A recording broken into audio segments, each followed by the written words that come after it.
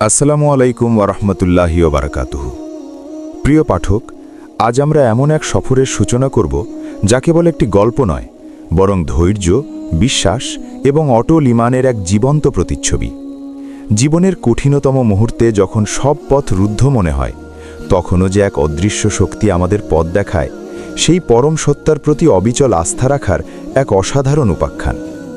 এই গল্প আপনাকে নিয়ে যাবে এক স্বপ্নচারী যুবকের জীবনে, যার প্রতিটি পদক্ষেপ ছিল অনিশ্চয়তায় ভরা। প্রতিটি দিন ছিল এক নতুন চ্যালেঞ্জ, কিন্তু তার হৃদয়ে ছিল এক গভীর বিশ্বাস। এক সুবিশাল জনপদের প্রান্তে, যেখানে সবুজ প্রান্তর দিগন্তে মিশেছে আর দূর পাহাড়ের চূড়াগুলো যেন আকাশের পানে হাত বাড়িয়ে আছে, সেখানেই বাস করত এক যুবক যার নাম ছিল আদিল। আদিল ছিল তার পরিবারের একমাত্র ভরসা, এক উজ্জ্বল ভবিষ্যতের স্বপ্নদ্রষ্টা। সে তার পড়াশোনা শেষ করেছিল সর্বোচ্চ সম্মান নিয়ে। একজন দক্ষ প্রকৌশলী হিসাবে তার জ্ঞান ছিল সুগভীর। তার হাতে ছিল স্থাপত্যের নকশা, সেতু নির্মাণের স্বপ্ন আর জনপদের উন্নয়নের এক অদম্য আকাঙ্ক্ষা। কিন্তু নিয়তির লিখন ছিল ভিন্ন।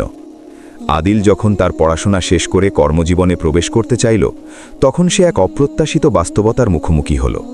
প্রতিটি দরজায় সে কড়া নাড়ল, প্রতিটি প্রতিষ্ঠানে তার মেধা ও যোগ্যতা তুলে ধরল, কিন্তু কোথাও তার জন্য কোনো সুযোগের দ্বার উন্মোচিত হল না। দিন, সপ্তাহ, মাস পেরিয়ে যেতে লাগল। আদিলের চোখে স্বপ্নগুলো ফিকে হতে শুরু করল। তার সহপাঠীরা যখন একে একে কর্মজীবনে প্রবেশ করে নিজেদের অবস্থান সুদৃঢ় করছিল, আদিল তখনও তার ছোট কুটিরের বারান্দায় বসে দূর দিগন্তে তাকিয়ে থাকত। এক অজানা আশঙ্কায় তার বুক দুরুদুরু করত। তার পরিবারের মুখে হাসি ফোটানোর যে স্বপ্ন সে দেখেছিল, তা যেন এক অলীক কল্পনায় পরিণত হচ্ছিল।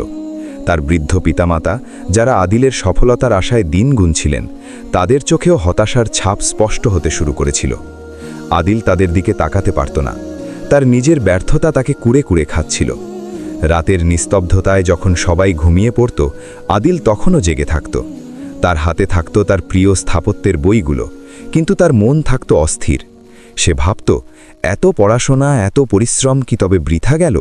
তার মেধা, তার দক্ষতা কি তবে কোনো কাজে আসবে না? একদিন আদিল তার এক পুরনো শিক্ষকের সাথে দেখা করতে গেল। শিক্ষক আদিলের অবস্থা দেখে চিন্তিত হলেন। তিনি আদিলকে সান্ত্বনা দিয়ে বললেন, আদিল, ধৈর্য হারিও না। আল্লাহ তাআলা প্রতিটি মানুষের জন্য রিজিকের ব্যবস্থা করে রেখেছেন। হয়তো তোমার জন্য আরও বড় কোনো পরিকল্পনা রয়েছে। শিক্ষকের কথাগুলো আদিলের মনে কিছুটা শান্তি এনে দিলেও তার ভেতরের অস্থিরতা কাটল না। সে জানত, শুধু ধৈর্য ধরলেই হবে না, তাকে চেষ্টা চালিয়ে যেতে হবে। আদিল সিদ্ধান্ত নিল, সে তার নিজের মতো করে কিছু করার চেষ্টা করবে। সে ছোট ছোট কাজ খুঁজতে শুরু করল, যা তার প্রকৌশল জ্ঞানের সাথে সম্পর্কিত।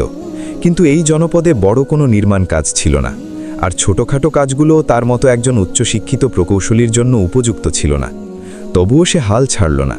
সে তার কুটিরের পাশে একটি ছোট বাগান তৈরি করল, যেখানে সে বিভিন্ন ফল ও সবজি ফলাতে শুরু করল। তার উদ্দেশ্য ছিল অন্তত নিজের পরিবারের খাদ্যের সংস্থান করা। কিন্তু এই কাজ আদিলের মন ভরাতে পারল না। তার ভেতরের প্রকৌশলী সত্তা ছটফট করছিল। সে স্বপ্ন দেখত বড় বড় দালান, মজবুত সেতু আর জনকল্যাণমূলক প্রকল্পের। তার হাতে ছিল এমন এক জ্ঞান, যা দিয়ে সে এই জনপদের চেহারা পাল্টে দিতে পারত। কিন্তু সেই জ্ঞান প্রয়োগের কোনো সুযোগ সে পাচ্ছিল না। আদিলের দিনগুলো কাটছিল এক গভীর বিষণ্ণতা আর অনিশ্চয়তার মধ্য দিয়ে। তার ঈমান ছিল অটল, কিন্তু তার মন ছিল ভারাক্রান্ত। সে আল্লাহর কাছে প্রার্থনা করত, হে আল্লাহ, তুমি তো রিজিকের মালিক, আমার জন্য যা কল্যাণকর সেই পথ তুমিই দেখিয়ে দাও। এইভাবে আদিলের জীবনে এক নতুন অধ্যায়ের সূচনা হলো, যেখানে ছিল সংগ্রাম, অপেক্ষা আর অসীম ধৈর্য। সে জানত না তার ভাগ্যে কি লেখা আছে, কিন্তু তার বিশ্বাস ছিল আল্লাহ কখনো তার বান্দাকে নিরাশ করেন না। এই অনিশ্চয়তার পথেই আদিল খুঁজে পাবে তার আসল উদ্দেশ্য, আর প্রমাণ করবে যে রিজিকের মালিক একমাত্র আল্লাহ।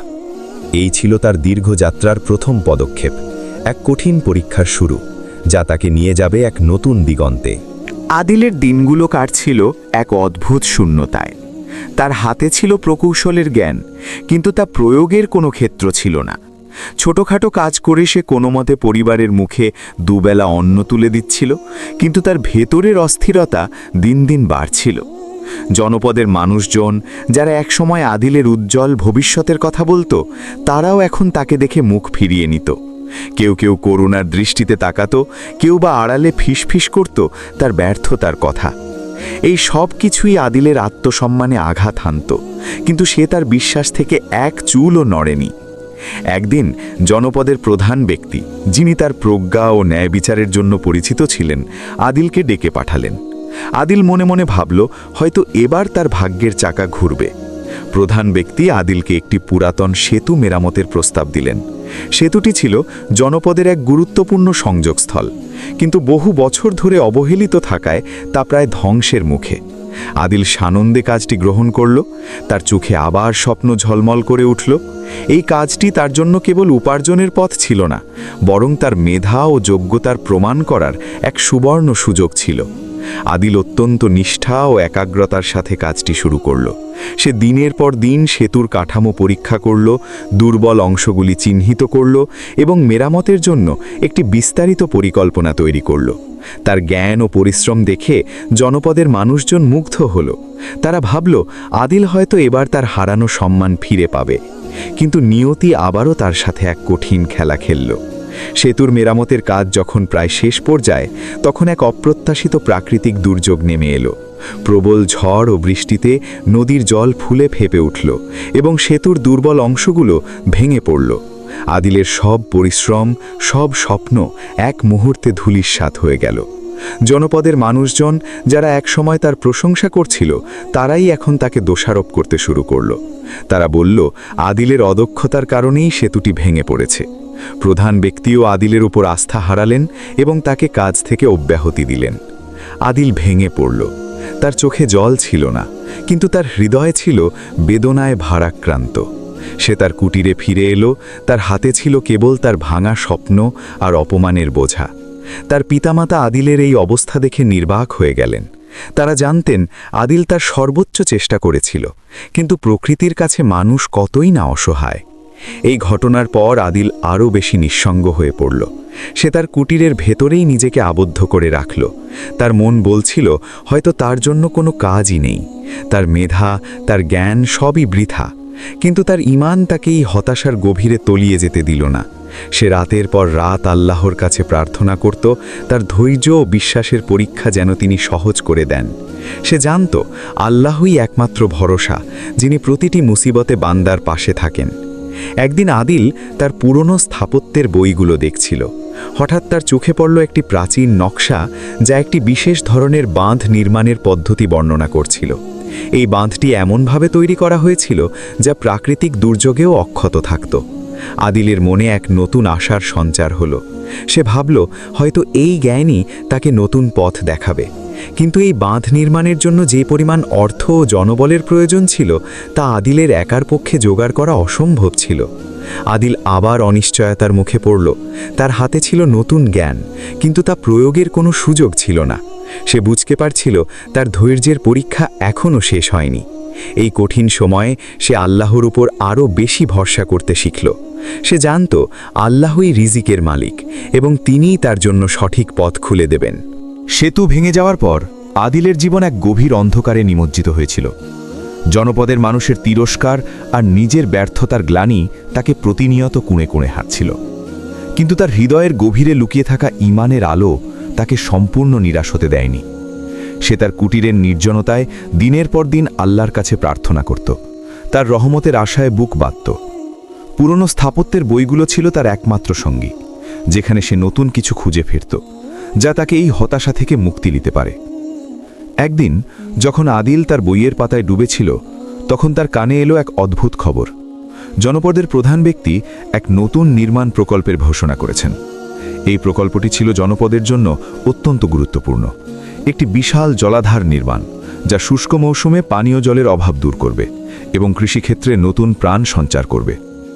কিন্তু এই প্রকল্পের জন্য এমন একজন প্রকৌশলীর প্রয়োজন ছিল, যার জ্ঞান শুধু প্রচলিত পদ্ধতির মধ্যেই সীমাবদ্ধ নয়, বরং যিনি প্রাকৃতিক প্রতিকূলতা মোকাবিলায় সক্ষম এমন নতুন ও উদ্ভাবনী সমাধান দিতে পারেন। আদিল প্রথমে এই খবরকে তেমন গুরুত্ব দেয়নি। সে ভেবেছিল সেতু ভেঙে যাওয়ার পর তার উপর কেউ আর আস্থা রাখবে না। কিন্তু তার শিক্ষক, যিনি আদিলের মেধা ও সততার উপর বিশ্বাস রাখতেন, তিনি আদিলকে প্রধান ব্যক্তির কাছে যাওয়ার জন্য উৎসাহিত করলেন। শিক্ষক আদিলকে বললেন, আদিল, আল্লাহ তোমার জ্ঞানকে বৃথা যেতে দেবেন না। তোমার কাছে যে প্রাচীন বাঁধের নকশা আছে তা হয়তো এই প্রকল্পের জন্য উপযুক্ত হতে পারে। চেষ্টা না করে হাল ছেড়ো না। শিক্ষকের কথায় আদিল নতুন করে সাহস পেল। সে তার প্রাচীন নকশাটি নিয়ে প্রধান ব্যক্তির কাছে গেল। প্রধান ব্যক্তি প্রথমে আদিলকে দেখে কিছুটা ইতস্তত করলেন, কারণ তার মনে সেতু ভেঙে যাওয়ার ঘটনাটি তখনও তাজা ছিল। কিন্তু আদিল যখন তার প্রাচীন নকশাটি ব্যাখ্যা করতে শুরু করল, তখন প্রধান ব্যক্তি অবাক হয়ে গেলেন।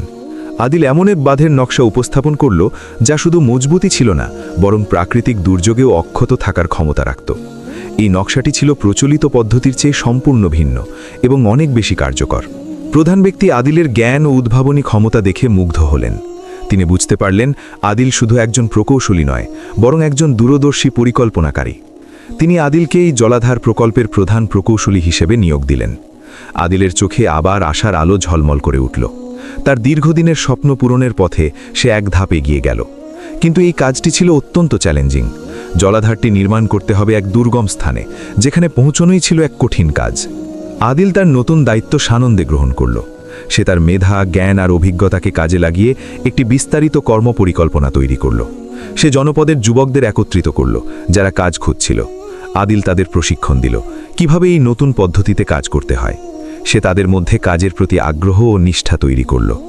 আদিলের নেতৃত্বে একদল তরুণ ও উদ্যমী কর্মী দিন-রাত পরিশ্রম করতে শুরু করল। কাজ শুরু হওয়ার পর আদিলকে অনেক প্রতিকূলতার সম্মুখীন হতে হলো। দুর্গম স্থানের কারণে নির্মাণ সামগ্রী আনা কঠিন ছিল, আবহাওয়া ছিল অনিশ্চিত এবং কিছু মানুষ আদিলের নতুন পদ্ধতি নিয়ে সন্দেহ প্রকাশ করছিল। কিন্তু আদিল তার সিদ্ধান্তে অটল ছিল। সে আল্লাহর উপর ভরসা রাখত এবং প্রতিটি সমস্যাকে ধৈর্যের সাথে মোকাবিলা করত। সে জানত রিজিকের মালিক আল্লাহ এবং তিনিই তাকে এই কঠিন পথ পাড়ি দিতে সাহায্য করবেন। দিনের পর দিন, মাসের পর মাস ধরে আদিল ও তার দল নিরলস পরিশ্রম করে গেল। তাদের চোখে ছিল এক উজ্জ্বল ভবিষ্যতের স্বপ্ন, আর হৃদয়ে ছিল আল্লাহর প্রতি অটল বিশ্বাস। আদিল তার প্রকৌশল জ্ঞানকে কাজে লাগিয়ে এমন এক জলাধার নির্মাণ করতে শুরু করল যা শুধু জনপদের পানীয় জলের অভাবই দূর করবে না, বরং তাদের কৃষিক্ষেত্রেও এক বিপ্লব আনবে। আদিলের নেতৃত্বে জলাধার নির্মাণের কাজ দ্রুত গতিতে এগিয়ে চলছিল।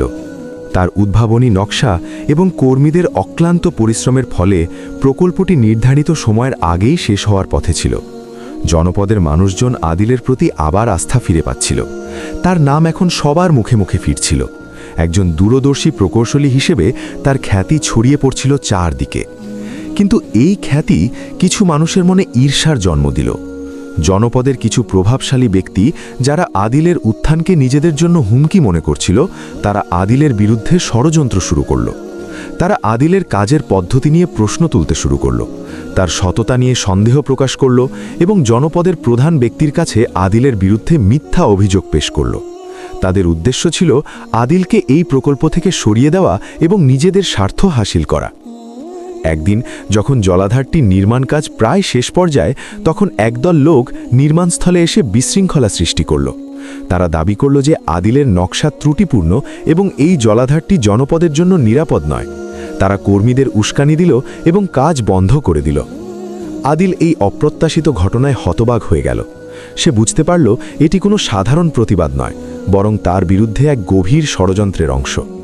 আদিল জনপদের প্রধান ব্যক্তির কাছে গেল এবং তাকে সব ঘটনা খুলে বলল।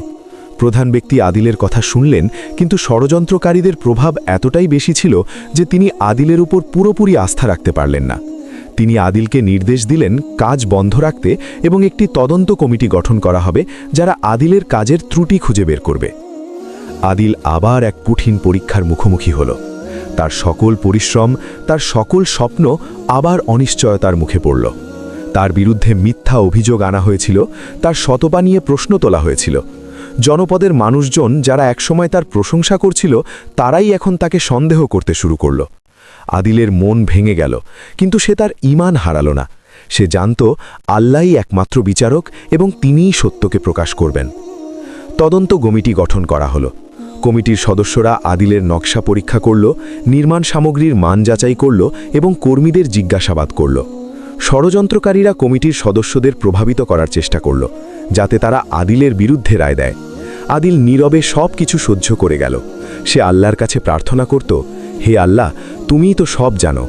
আমার উপর যে অবিচার হচ্ছে তার বিচার তুমিই করো। তদন্ত চলাকালীন সময়ে জনপদে আবার এক চরম সংকট দেখা দিল। শুষ্ক মৌসুম শুরু হয়ে গিয়েছিল এবং পানীয় জলের অভাব তীব্র আকার ধারণ করল। জনপদের মানুষজন পানির জন্য হাহাকার করতে শুরু করল। কৃষিক্ষেত্রেও পানির অভাবে ফসল শুকিয়ে যেতে লাগল। এই পরিস্থিতিতে জনপদের প্রধান ব্যক্তি এবং তদন্ত কমিটি বুঝতে পারল যে জলাধারটি দ্রুত শেষ করা কতটা জরুরি। কিন্তু ষড়যন্ত্রকারীরা তখনও তাদের চক্রান্ত চালিয়ে যাচ্ছিল। তারা জনপদের মানুষকে বোঝানোর চেষ্টা করল যে আদিলের ত্রুটিপূর্ণ নকশার কারণেই এই সংকট তৈরি হয়েছে। আদিল এই মিথ্যা অভিযোগের মুখেও ধৈর্য হারাল না। সে জানত সত্য একদিন প্রকাশিত হবেই। সে তার কুটিরের নির্জনতায় আল্লাহর কাছে আরও বেশি করে প্রার্থনা করত, তার ধৈর্য ও বিশ্বাসের পরীক্ষা যেন তিনি সহজ করে দেন। এই কঠিন সময়ে আদিলের শিক্ষক এবং কিছু বিশ্বস্ত কর্মী তার পাশে দাঁড়ালো। তারা আদিলকে সাহস জোগালো এবং তাকে আল্লাহর উপর ভরসা রাখতে বলল। আদিল তাদের কথায় কিছুটা স্বস্তি পেল। সে বুঝতে পারল এই কঠিন সময়েও কিছু মানুষ তার উপর বিশ্বাস রাখে। এই ছিল আদিলের জীবনের এক চরম সংকটময় অধ্যায়, যেখানে তার ঈমান ও ধৈর্যের পরীক্ষা চলছিল। সে জানত না তার ভবিষ্যৎ কি, কিন্তু তার হৃদয় ছিল এক অদম্য বিশ্বাস, যা তাকে প্রতিটি প্রতিকূলতার মুখে টিকে থাকতে সাহায্য করছিল। এই অধ্যায়ের প্রতিটি মুহূর্ত ছিল এক গভীর জিজ্ঞাসা, এক অদম্য আকাঙ্ক্ষা, যা তাকে ঠেলে দিচ্ছিল এক অজানা ভবিষ্যতের দিকে, যেখানে সত্যের জয় অনিবার্য। তদন্ত কমিটির কাজ চলছিল, আর জনপদের পানির সংকট দিন দিন তীব্র হচ্ছিল। শুষ্ক মৌসুমের তীব্রতা এমন পর্যায়ে পৌঁছেছিল যে মানুষজন পানির অভাবে দিশাহারা হয়ে পড়েছিল। এই পরিস্থিতিতে জনপদের প্রধান ব্যক্তি এবং তদন্ত কমিটির সদস্যরা বুঝতে পারলেন যে জলাধারটি দ্রুত চালু করা ছাড়া আর কোনো উপায় নেই। ষড়যন্ত্রকারীরা যতই আদিলের বিরুদ্ধে মিথ্যা অভিযোগ আনুক না কেন, বাস্তবতার নির্মমতা তাদের সকল চক্রান্তকে ম্লান করে দিচ্ছিল। আদিলের শিক্ষক এবং তার বিশ্বস্ত কর্মীরা প্রধান ব্যক্তির কাছে বারবার আবেদন করতে লাগলেন যাতে আদিলকে তার কাজ শেষ করার সুযোগ দেওয়া হয়। তারা যুক্তি দেখালেন যে আদিলের নকশা যদি ত্রুটিপূর্ণ হতো তাহলে এতদিনে জলাধারটির কাঠামো ভেঙে পড়ত, কিন্তু আদিলের উদ্ভাবনী নকশার কারণেই এটি এখনও অক্ষত আছে। অবশেষে জনপদের প্রধান ব্যক্তি জনমতের চাপে এবং পরিস্থিতির ভয়াবহতা উপলব্ধি করে আদিলকে কাজ পুনরায় শুরু করার অনুমতি দিলেন, তবে শর্ত ছিল তাকে দ্রুততম সময়ে জলাধারটি সম্পূর্ণ করতে হবে। আদিল আবার তার কাজে ফিরে এলো। তার চোখে ছিল দৃঢ় সংকল্প আর হৃদয়ে ছিল আল্লাহর প্রতি অটল বিশ্বাস। সে তার কর্মীদের নিয়ে দিনরাত এক করে কাজ করতে শুরু করল। জনপদের মানুষজনও আদিলের পাশে এসে দাঁড়ালো। তারা বুঝতে পারছিল যে আদিলই তাদের একমাত্র ভরসা। ষড়যন্ত্রকারীরা যখন দেখল যে তাদের চক্রান্ত ব্যর্থ হচ্ছে, তখন তারা আরও মরিয়া হয়ে উঠল। তারা গোপনে জলাধারের একটি গুরুত্বপূর্ণ অংশে ফাটল ধরানোর চেষ্টা করল, যাতে আদিলের ওপর চূড়ান্ত দোষ চাপানো যায়। কিন্তু আল্লাহর ইচ্ছা ছিল ভিন্ন। আদিলের এক বিশ্বস্ত কর্মী যে ষড়যন্ত্রকারীদের গতিবিধি লক্ষ্য করছিল, সে তাদের এই জঘন্য পরিকল্পনা ধরে ফেলল। সে দ্রুত আদিলকে খবর দিল। আদিল তাৎক্ষণিকভাবে ব্যবস্থা নিল এবং ষড়যন্ত্রকারীদের পরিকল্পনা ব্যর্থ করে দিল।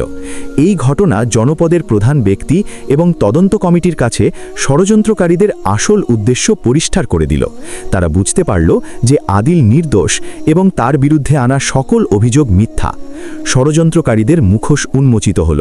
জনপদের প্রধান ব্যক্তি তাদের কঠোর শাস্তি দিলেন এবং আদিলের সততা ও নিষ্ঠার জন্য তাকে প্রকাশ্যে প্রশংসা করলেন। আদিলের সম্মান ফিরে এলো এবং তার প্রতি মানুষের আস্থা আরও দৃঢ় হল। আদিল তার কাজ দ্রুত শেষ করল। জলাধারটি সম্পূর্ণ হওয়ার পর প্রথমবারের মতো তাতে জল ভরে উঠল। সেই দৃশ্য ছিল এক অসাধারণ মুহূর্ত। জনপদের মানুষজন আনন্দে আত্মহারা হয়ে গেল। তাদের দীর্ঘদিনের পানির সংকট দূর হল এবং কৃষিক্ষেত্রে নতুন প্রাণের সঞ্চার হল। আদিল তার জীবনের সবচেয়ে বড় সাফল্য অর্জন করল। তার দীর্ঘদিনের সংগ্রাম, ধৈর্য এবং আল্লাহর প্রতি অটল বিশ্বাসের ফল সে পেল। সে প্রমাণ করল যে রিজিকের মালিক একমাত্র আল্লাহ। যখন সব পথ রুদ্ধ মনে হয়েছিল, যখন সবাই তাকে ব্যর্থ মনে করেছিল, তখনও সে আল্লাহর উপর ভরসা রেখেছিল, আর আল্লাহ তাকে নিরাশ করেননি। আদিল শুধু একটি জলাধারই নির্মাণ করেনি, বরং সে জনপদের মানুষের মানুষের হৃদয়ে বিশ্বাস ও আশার এক নতুন বীজ বুনে দিয়েছিল। আদিল তার বাকি জীবন জনপদের উন্নয়নে উৎসর্গ করল। তার জ্ঞান ও অভিজ্ঞতাকে কাজে লাগিয়ে সে আরও অনেক জনকল্যাণমূলক প্রকল্প বাস্তবায়ন করল। সে হয়ে উঠল জনপদের এক কিংবদন্তি, যার গল্প প্রজন্মের পর প্রজন্ম ধরে বলা হতে লাগল। তার গল্প ছিল ধৈর্য, বিশ্বাস এবং আল্লাহর প্রতি অটল আস্থার এক জীবন্ত উদাহরণ। আদিল প্রমাণ করল যে দুনিয়ার সকল প্রতিকূলতা সত্ত্বেও যদি আল্লাহর উপর পূর্ণ ভরসা রাখা যায়, তবে তিনি সকল সমস্যার সমাধান করে দেন এবং বান্দার জন্য রিজিকের সর্বোত্তম ব্যবস্থা করেন। এই ছিল আদিলের জীবনের এক মহিমান্বিত সমাপ্তি, যেখানে তার ঈমান ও ধৈর্যের অগ্নিপরীক্ষা তাকে নিয়ে গিয়েছিল চূড়ান্ত সাফল্যের শিখরে। তার গল্প প্রতিটি মানুষকে স্মরণ করিয়ে দেয় যে রিজিকের মালিক একমাত্র আল্লাহ এবং তার উপর ভরসা রাখলে কোনো বাধাই অজেয় থাকে না। আসসালামু আলাইকুম ওয়া রাহমাতুল্লাহি ওয়া বারাকাতুহু। আমাদের এই চ্যানেলের গল্পগুলো যদি আপনাদের ভালো লেগে থাকে এবং ইসলামিক গল্প পেতে চ্যানেলটি এখনই সাবস্ক্রাইব করুন। লাইক, কমেন্ট এবং শেয়ার করে চ্যানেলটির পাশে থাকবেন। বন্ধুদের দেখার সুযোগ করে দেবেন।